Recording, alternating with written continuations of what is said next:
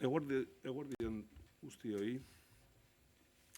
Muchas gracias a todos y a todas por asistir a esta rueda de prensa en la que, como cada viernes o casi, analizamos la evolución epidemiológica de la COVID-19. Y como también es habitual últimamente, me acompaña el subdirector de Salud Pública, Koldo Cámara. Bien, a continuación paso a trasladarle los últimos datos.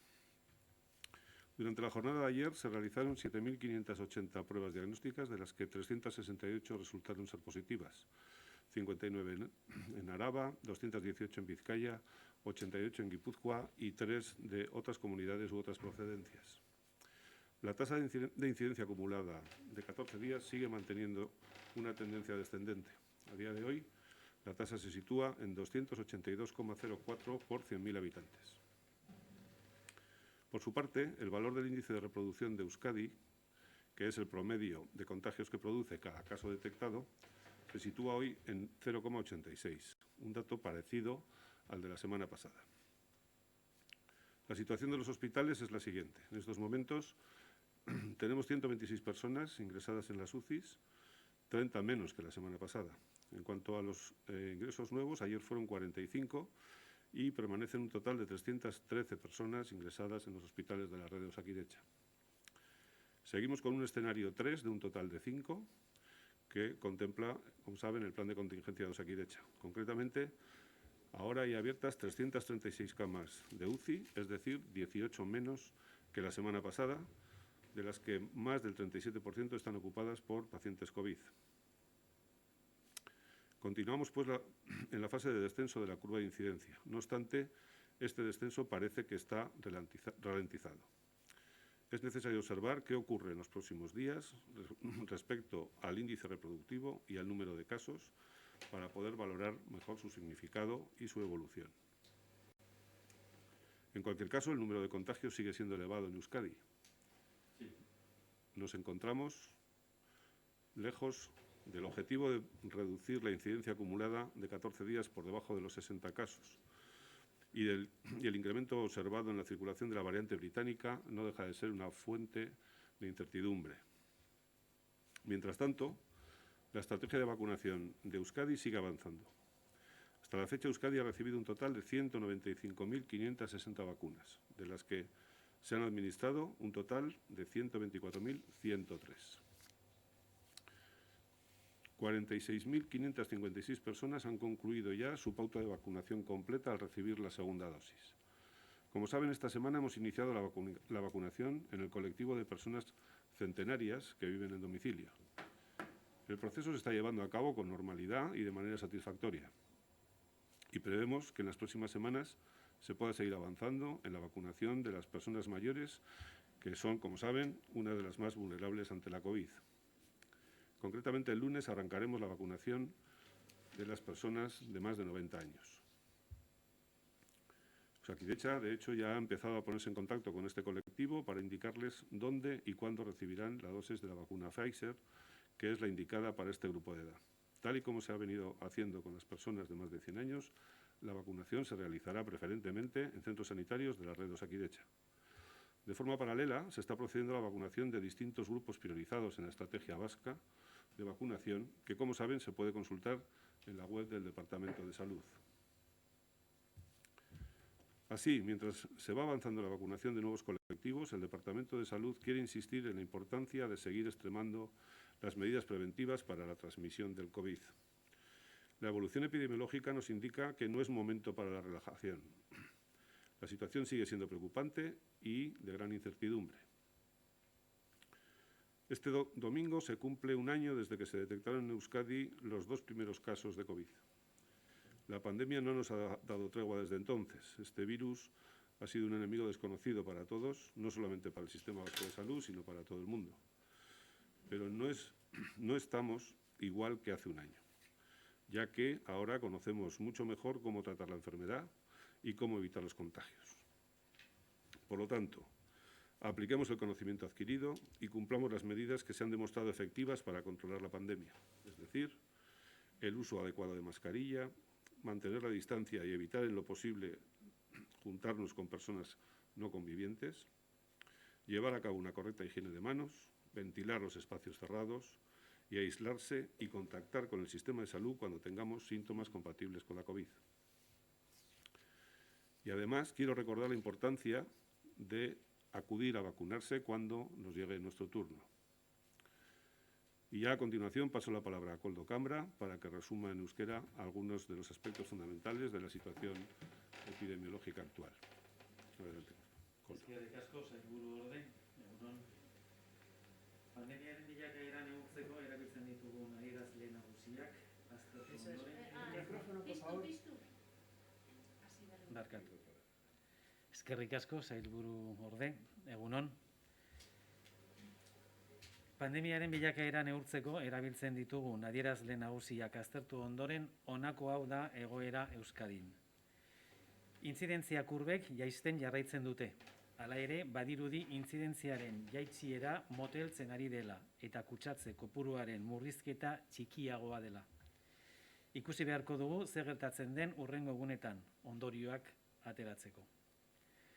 Nolanahi ere, kutsatze kopuruak handia izaten jarraitzen du.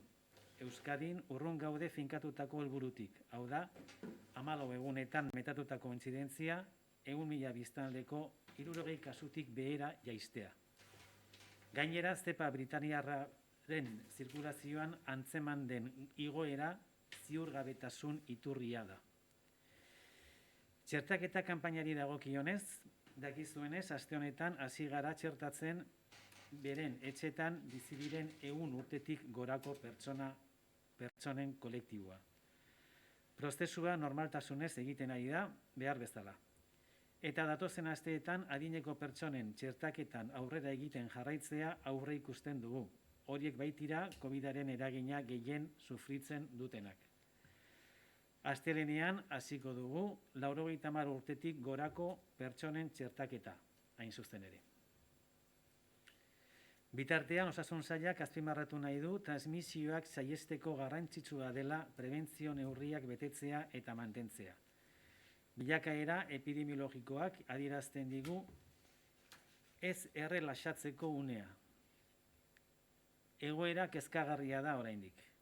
Igande honetan urtebete beteko da Euskadin COVID-aren lehen 2 kasuak antzeman zirenetik. Birus hau etsai ezezaguna izan da guztiontzat, ez bakarrik euskal osasun sistemarentzat, baita mundu osoan ere. Baina ez gaude duela urte bete bezala, hobeto ezagutzen baitugu nola tratatu gaixotasuna eta nola saihestu transmisioa. Beraz,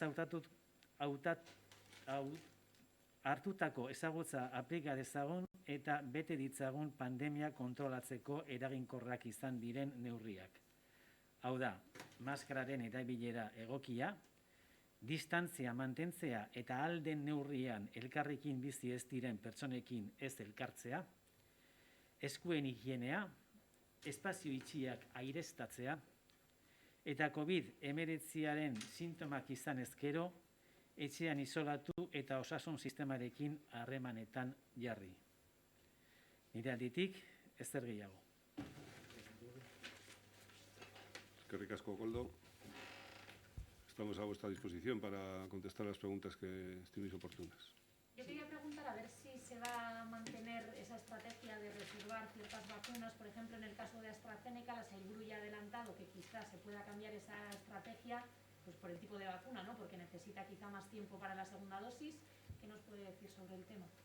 Pues exactamente eso, que efectivamente vamos a mantener la estrategia de reserva de dosis porque el tiempo nos ha demostrado que es necesario seguir haciéndolo para no incurrir en dificultades a la hora de completar el ciclo de vacunación de todas las personas con la segunda dosis.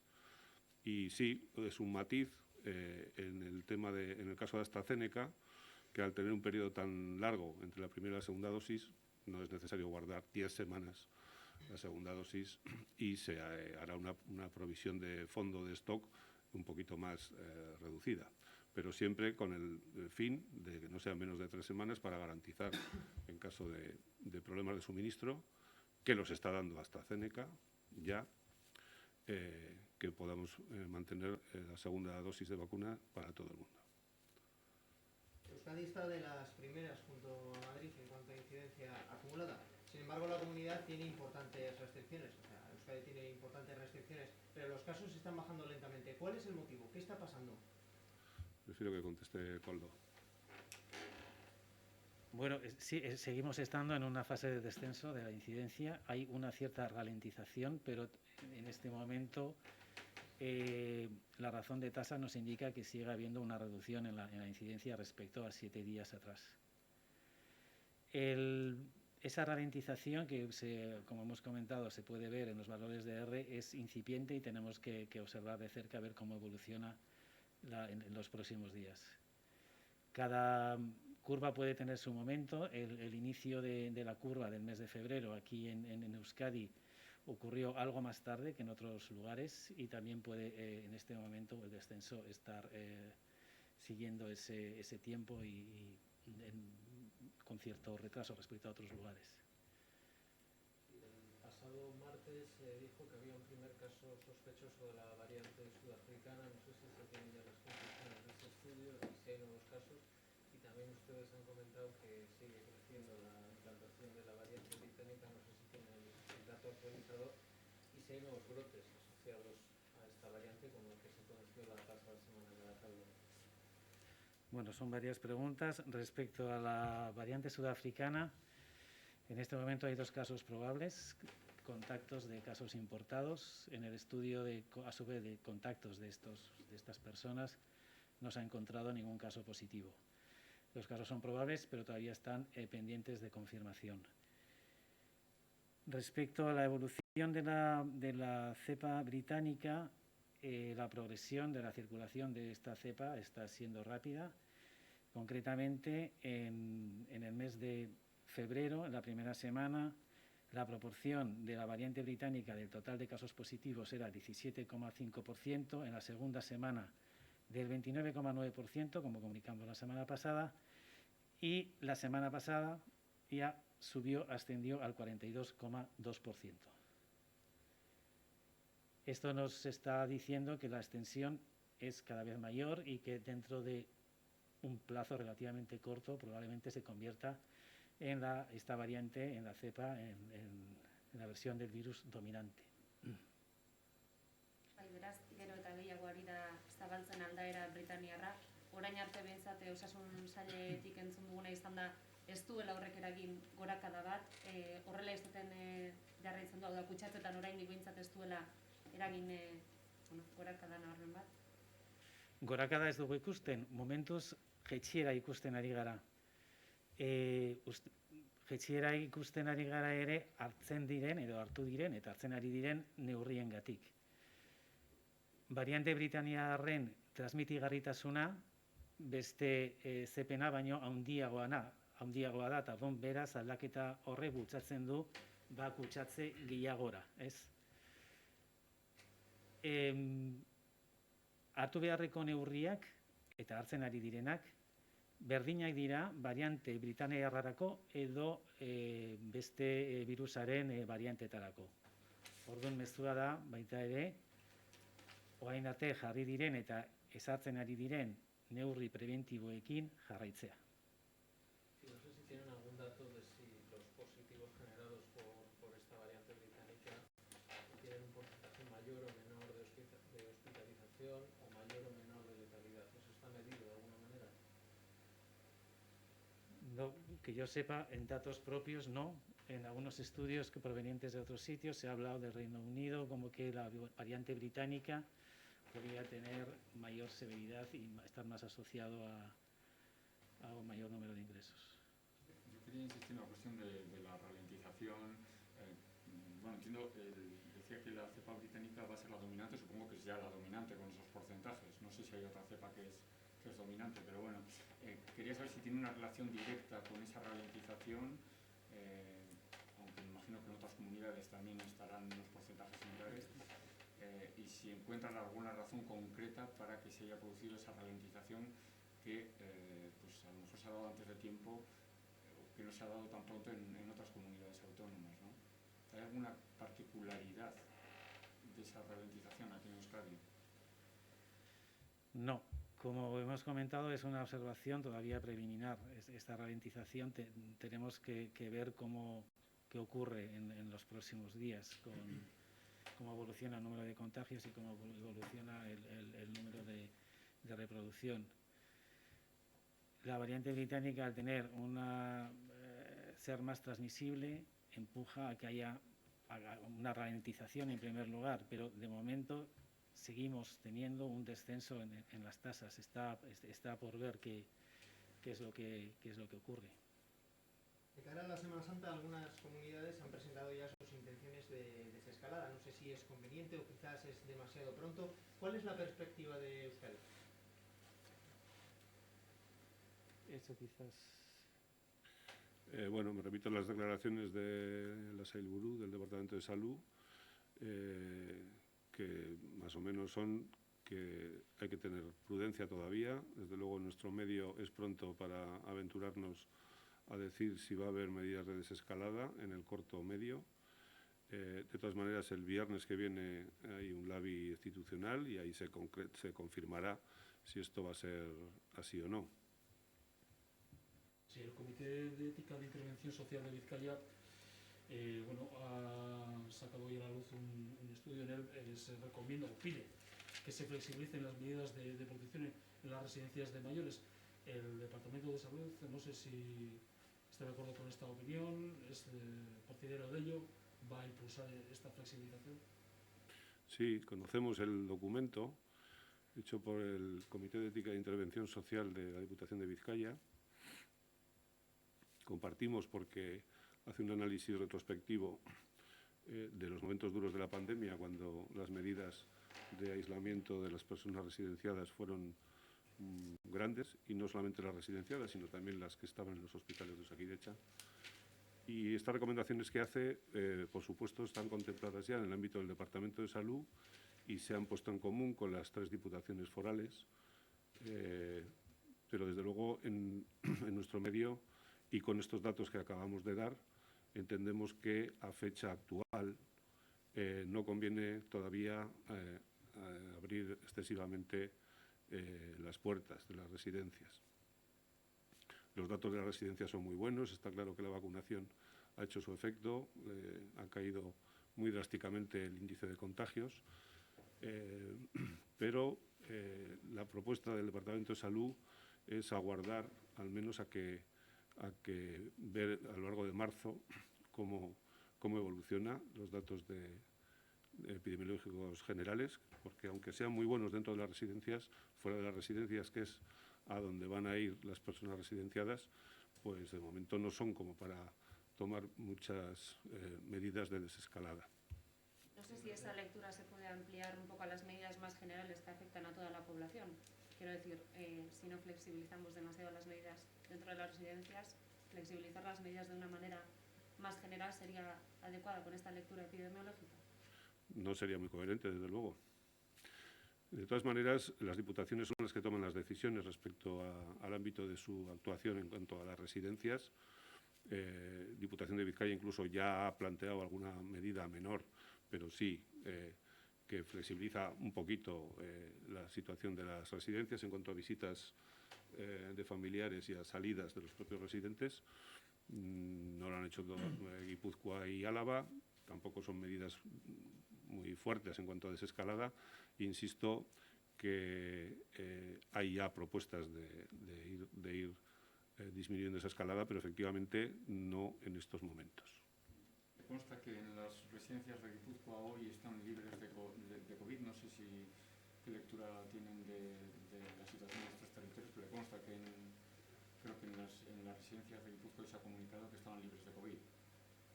La verdad es que no tenemos información así con ese grado de detalle. Lo que sí que sabemos es que no solamente las de Guipúzcoa, sino las de todo Euskadi, el índice de contagios ha bajado drásticamente. El asunto de estar absolutamente libre, o sea, con cero residentes COVID positivos, no lo tengo yo ahora mismo, pero eso seguro que se va a extender cada vez más. En cuanto a la vacunación, el hecho de decía que en el caso de AstraZeneca quizás se aguarden menos dosis y esa reserva sea más pequeña, por lo que decíamos, por el tipo de vacuna que es. ¿Eso hará que la vacunación se expanda a más colectivos más rápidos? ¿Habrá más avances esta próxima semana? Bueno, AstraZeneca lo que ha provocado es un cambio en el patrón de la priorización incluso de los colectivos. Los colectivos están perfectamente priorizados por la estrategia del Sistema Nacional de Salud y por la estrategia vasca, que comparte los criterios más importantes y fundamentales de dicha estrategia. Pero el hecho de que haya más disponibilidad ahora de AstraZeneca que la que tenemos de Pfizer o Moderna ha hecho que los grupos a los que sí que se puede dar AstraZeneca, aunque tengan un grado de priorización algo más inferior en el tiempo, lo que no tendría ningún sentido es para guardar estrictamente esa graduación, tengamos AstraZeneca en los almacenes sin dar, ¿no? Eso es lo que ha hecho que colectivos como profesionales esenciales, educación, etcétera, etcétera, hayan ya comenzado a esta vacunación con AstraZeneca en paralelo a otros colectivos que estaban en la escala de priorización por delante, ¿no? Como sanitarios, tanto de pública como privada, odontólogos, etcétera, etcétera. ¿Por qué? Porque esas necesitan Pfizer y entonces ha hecho que se mantengan un poco en paralelo los criterios. Por lo tanto, sí que es verdad que AstraZeneca hace que se vaya haciendo, aumentando las posibilidades de vacunación, pero hay que tener en cuenta también que se hace con grupos profesionales muy concretos, no de una manera masiva como se ha empezado a hacer ya con la población mayor, de 100 años, de 90 años, etcétera, etcétera. Esos van con Pfizer y, por lo tanto, el ritmo lo marca la disponibilidad de Pfizer. AstraZeneca es más disponible, pero la operativa para vacunar a estos colectivos que son más selectivos es algo más compleja. Por una parte, intervienen otros agentes a la hora de vacunar, como son los propios servicios de prevención de instituciones como ayuntamientos o diputaciones, para la parte sociosanitaria que queda, o para las policías locales o bomberos, que tienen sus propios servicios de prevención. Hay que hacer una formación sobre ellos. En fin, la operativa no es tan automática y masiva como sencillamente llamar a la gente, simplemente por listado casi de edad, no, casi no, de edad, y empezar a vacunar. Pero evidentemente sí que va a conseguir AstraZeneca, si no pincha mucho en su suministro, que avancemos algo más sobre esto. De todas maneras, el avance definitivo será cuando dispongamos de vacunas para poder hacer una vacunación masiva, para poder pinchar 15.000 dosis diarias. Y eso, si no lo podemos hacer ahora, no es porque no tengamos capacidad en Osakidetza para hacerlo, sino porque la disponibilidad de vacunas es la que es. En relación a la vacunación, quería preguntarle a cuántos profesionales de emergencias y ambulancias se ha vacunado ya, porque hay una amenaza de huelga pendiente para la semana próxima, y también si tienen los datos concretos por colectivos, es decir, cómo está el avance en residencias, si se ha terminado ya, en sanitarios, en la sanidad privada. En cuanto al personal del transporte sanitario urgente y programado que el departamento tiene concertado, las primeras dosis se empezaron a poner ayer jueves a las 3 de la tarde y en poco tiempo, no lo puedo decir porque además son las propias enfermeras de estas empresas las que están haciendo la vacunación después de haber sido formadas, lógicamente, pero van a estar vacunando sábado o domingo. Y desde luego las empresas más pequeñas pueden estar terminadas para el lunes y las más grandes a lo largo de la semana. O sea que esto es un proceso que ya ha comenzado y que va a durar poco. ¿El caso concreto de la vacuna de Pfizer? No, porque era más de una pregunta la que me acaban de hacer. En el caso de las residencias el porcentaje es práctica. Claro, no podemos decir que es un 100% porque nunca se va a poder decir eso, porque hay siempre nuevos ingresos. Hay gente que no se le pudo vacunar en ese momento porque no estaba en la residencia o estaba con un proceso patológico que impedía la vacuna, etcétera, etcétera. Las segundas dosis están prácticamente ya terminando. En el ámbito sociosanitario sí que ya se abordó, como comunicamos desde la semana pasada, los ámbitos no residenciales de personas mayores, por ejemplo, centros de día, centros de discapacidad, personas con gran discapacidad pero en domicilios, los servicios de ayuda a domicilio de los ayuntamientos, en fin. Y eso se está haciendo para usuarios con Pfizer y para trabajadores con AstraZeneca. Previsiones de exactamente ahora cómo estamos, no las tengo ahora encima de la mesa para poder darlas, pero se va avanzando. En el caso concreto de la vacuna de Pfizer, ¿se plantean un cambio en la reserva vista la eficacia que ha tenido con una sola dosis? Bueno, en principio, lo de los estudios que se han publicado sobre que una sola dosis sería suficiente para una buena inmunización, aparte de que son pocos, no han tenido la calidad suficiente como para que la Agencia Europea del Medicamento, la Agencia Americana del Medicamento y la Agencia Española del Medicamento lo hayan considerado como algo suficiente como para cambiar la ficha técnica. Por lo tanto, nosotros vamos a seguir estrictamente las recomendaciones de las agencias del medicamento y cuando digan que efectivamente hay evidencia suficiente y estudios metodológicamente contrastados de que con una sola dosis sería suficiente, pues vamos, todos eso aplaudiremos con las orejas. Pero ahora mismo no hay evidencia suficiente como para decir que esto vaya así.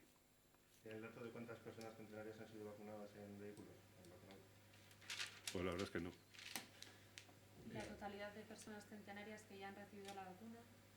Pues van a recibir prácticamente todas las personas centenarias probablemente antes de que acabe la semana, antes de que acabe el fin de semana. Y además nos va a permitir, incluso porque de hecho ya se está llamando a las de 90, entre 90 y 100, para continuar el proceso.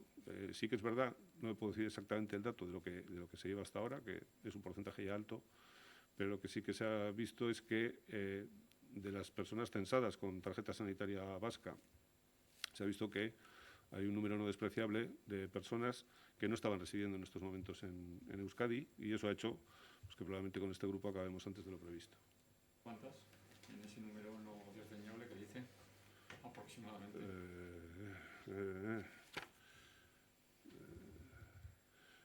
Alrededor de 800. No son pocas. De las 1880 o algo así que teníamos en la base de datos. Algo así. No lo digo con toda seguridad porque no me lo he apuntado, estoy diciendo de memoria. ¿Y en esa circunstancia qué solución se le da a esta gente? ¿O se les va a vacunar en los lugares en los que están ahora residiendo? O... En Benidorm, por ejemplo. Pues usted me dirá, porque yo no sé dónde viven. Nosotros tampoco. Lo que sabemos es que no están aquí, viviendo en sus domicilios. Digo, si se les ha dado una alternativa, aunque están censadas, están empadronadas y tienen tarjeta sanitaria vasca. Sí, no, le preguntaba, a ver, ¿qué tipo de alternativa se les da? Si se les da alguna alternativa, en principio... Aquí estamos de puertas abiertas para vacunarles en cuanto vengan y la consideración que tenga la comunidad autónoma de destino respecto a considerarlos como residentes habituales, pues si es así, pues podrían vacunarse ahí, pero eso yo no puedo hablar por otras comunidades, claro. ¿Son partidarios del pasaporte de COVID? Bueno, el pasaporte del COVID, esto de ser partidarios o no, no se puede poner también tan dilemáticamente, ¿no? Lo que sí que tenemos claro es que el sistema sanitario de Euskadi va a dar certificados de vacunación a todas aquellas personas que lo soliciten. Porque, entre otras cosas, una de las cuestiones que nos aseguramos para hacer el proceso de vacunación de forma adecuada y segura es que quede registro en cada historia clínica personal de Osakidetza de todas las personas vacunadas. Y además, con qué tipo de vacuna, y si es la primera o la segunda dosis, con todo tipo de información. Entonces, certificar el estado de vacunación, como se hace con cualquier otra vacuna, es posible hacerlo, y por lo tanto, a solicitud de cada cual, pues se le entrega. Igual que si pide un certificado médico o simplemente una parte de su historia clínica, ¿no? Ahora bien, hacerlo de una manera de oficio, vamos a decir, masiva a todo el mundo que se le vacune, se le va a dar un papel o se le va a dar llámalo como quieras, eso no lo vamos a hacer. Y luego hay otra cosa que sí que queremos dejar claras, lo que no va a ser de ninguna manera, porque sería inequitativo e incoherente con la política de prioridades de vacunación, es vacunar, o mejor dicho, o que el criterio de necesito viajar implique una vacunación anticipada antes de que le toque a uno por sus condiciones de salud, de edad o de circunstancias profesionales. Eso es lo que no vamos a hacer. No vamos a incentivar vacunación por el hecho de viajar, o no vamos a incentivar que esto en algunos países lo que pasa es que hay cierto porcentaje de población que rechaza la vacuna y, bueno, lo han utilizado como una manera de incentivar el uso de la vacuna. Si te vacunas, te doy un pasaporte y te va a permitir viajar y estas cosas. No es la política que, desde luego, que vamos a llevar aquí, por lo que digo. El pasaporte lo que no puede ser de ninguna manera es un incentivo para la vacunación, para adelantar la vacunación. Desde luego, la entrega de un documento donde diga el grado de inmunidad, la vacunación que se le ha puesto, de esta, como de la gripe o como de la rubeola, da igual. Eso, por supuesto, claro que se puede hacer. No sé si tienen algún dato de qué está ocurriendo en dos localidades concretas, una es Santurtzi y otra Oñati, si había algún brote específico, alguna circunstancia que les impida estar muy por encima de la media de la comunidad autónoma. Sí, Santurtzi y Oñati son dos localidades con la tasa por encima de 500, que las venimos observando de cerca. En Oñati empezó afectando a la edad joven y a adolescentes. Se tomaron algunas medidas como un cribado en centro escolar que tuvo buenos resultados y en este momento, incipientemente, parece que las tasas han comenzado un descenso. Santurce tiene una tasa próxima a 500 y sí hay un brote en la localidad, en un centro deportivo, en el que, una vez detectado el brote por el número de personas afectadas, desde la red de vigilancia se ofertó la posibilidad de hacer un cribado a los usuarios dentro de un periodo de uso de estas instalaciones, del 8 de febrero al 22 de febrero, en total unas 291 personas. En conjunto se han detectado 33 casos entre el brote y el cribado, y también se ha visto que está implicada la variante británica. Otro brote, que también antes ha habido una pregunta que creo que se ha quedado sin contestar, era otro que fue en Baracaldo, en un gimnasio, que ya se informó previamente. Y en este momento podemos decir que el número de afectados ha subido a 170, aparte de los 64 que se detectaron en el cribado del propio centro gimnasio deportivo. Aparte de estos 64, se han detectado entre sus contactos estrechos exteriores 106 casos positivos. Esto, como siempre, es motivo para recordar la importancia de cumplir con las medidas de prevención, de distanciamiento, mascarilla, higiene y ventilación de espacios cerrados. ¿En Santurtzi qué tipo de centro deportivo era? ¿Era un centro deportivo para personas pequeñas, para niños? No, es un centro, no tengo datos exactamente, es un centro, unas instalaciones deportivas. De cara a la semana que viene, aparte de, creo que al principio de la rueda de prensa algo ha comentado, pero no ha dado más detalles, ¿qué colectivos tienen previsto incorporar, aparte de los 90 años, del colectivo de los 90 años? Bueno, pues como he dicho antes, en paralelo a la cobertura etaria, vamos a llamar así, de la vacunación a todas las personas, se han iniciado ya otra serie de colectivos que tienen que ver más con colectivos profesionales. Se está siguiendo dando segundas dosis en el sociosanitario, como he dicho, e incluso primeras en la parte no residencial. Se está terminando también de vacunar a los profesionales y también con segundas dosis de Osakidecha. Se sigue avanzando, ya se empezó con los profesionales de primera línea de los centros sanitarios privados. También se va a continuar con los profesionales de segunda línea o que trabajan en consultas ambulatorias particulares en los ámbitos privados, también dando preferencia a colectivos como los odontólogos, que tienen un mayor riesgo que otros por el hecho de trabajar con pacientes que no pueden usar mascarilla, como se puede entender. Luego están los colectivos de profesiones esenciales, vamos a llamarlas así, como son todos los cuerpos policiales. Ertzaintza ya se empezó hace tiempo. Policía Municipal también se ha ido abordando, cuerpos y fuerzas de seguridad del Estado, que también entrarán próximamente. ¿Próximamente es la próxima semana? Si puede Pues ahora precisar. mismo el dato sí va a ser exactamente la próxima semana, no me atrevería a decirlo, pero no va a ir mucho más allá. No me atrevería a decirlo porque, bueno, estamos todavía depurando y filtrando los listados de las personas para poder ser llamadas, etcétera, etcétera. Me dejo más.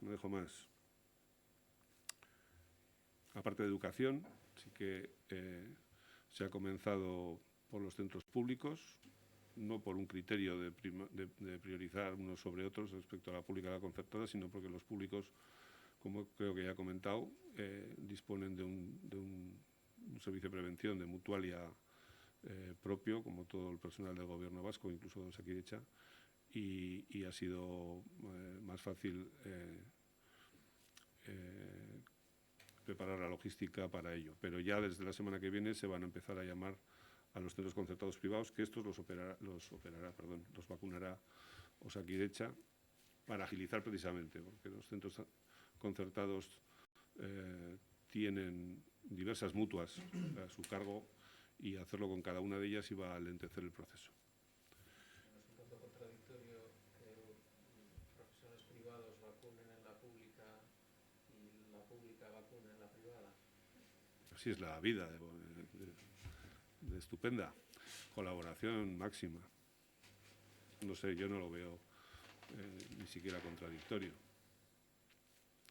Parece ser que el primer día de la vacunación a las personas centenarias, 18 personas se vacunaron en Vitoria y otras tantas en Munguía. No sé si ese ritmo es el previsto para llegar a la vacunación total el fin de semana que ha comentado antes. Pues es que el dato concreto de 18 personas, no sé, 18 en cuánto tiempo, porque yo no controlo exactamente el ritmo diario de la vacunación. Pero no sé, esos datos no me están sonando a mí, vamos.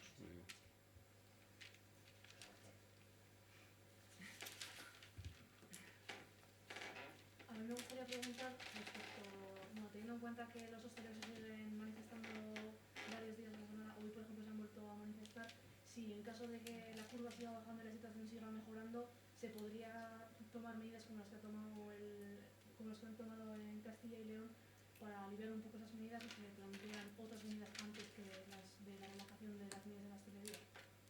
¿Qué medidas han tomado en Castilla y León? Perdona la pregunta. Han aliviado las medidas en la hostelería y En cuanto a apertura, horarios, aforos, etcétera. Pues me remito a lo que diga el ABI la semana que viene. En principio la situación no se va a cambiar hasta que el viernes que viene el ABI lo determine. Pero bueno, ya he comentado antes, la situación epidemiológica concreta de Euskadi ahora mismo no está como para aflojar, digo hoy, ninguna medida. Koldo, euskeraz galdetu nahi nizun, zepa Britaniarrarena eta aipatu duzuna Santurtziko eta Oñatikoa ea saltzeri daukasun euskeraz. Hiru gauzak. Labur bada ere. Bueno, zepa Britaniarrak eragin bat izango du eta baita ere ziurtasun falta bat ematen digu, zer gertatuko den. Bere hedapena gero eta handiagoa da, irailean zepa Britaniarren prebalentzia nabarmen igo da, hirugarren astean 42% izan da, otsailaren bigarren astean 30%era etzen heltzen, eta otsailaren lehenengo astean variante Britaniarren prebalentzia 17%koa zen. Igoera honek, igoera honen arabera ematen du gutxi barru variante Britaniarra izango dela variante edo virusaren modalidaderik ohizkoena. Horrek eragin bat ere izango du transmisioan, eta uste dugu izango duela ere kurbaren jaitsieran, bere transmitigarritasuna handiagoa denezkero, horrek bultzatzen du kutsadura gehiago izatera. Gauzak horrela, gogoratu behar da, prebentzio neurriak betikoak direla, ez, distantzia, aireztapena, higienea eta bar, eta hartu behar direla, beti hartu behar direla, baina momentu honetan, variante berri honen aurrean, are gehiago. Oñatin eta Santurtzin, hurbiletik ari gara ez begiratzen, zer gertatzen den. Oñatin igoera batez ere, intzidentziaren igoera hasieran gertatu zen nerabe eta gazteen artean. Baheketa bat egin zen ere ikastetxe batean, emaitza on batzuekin. Luzatu da egoera, baina orain ematen du jaitsiera edo arrazoien tasa batetik bera ez jaisten ari dela. Santurtzin ere 500 kasutik gora dago intzidentzia, eta hor orain dela gutxi agerraldi bat izan da, kirol egoitz batean, eta hain zuzen ere kasuak antzeman edo ikusi zirenean, baheketa bat ere egitea erabaki zen, eta denetara 33 kasu aurkitu dira. Inplikatuta ere ikusi da variante britaniarra dagoela.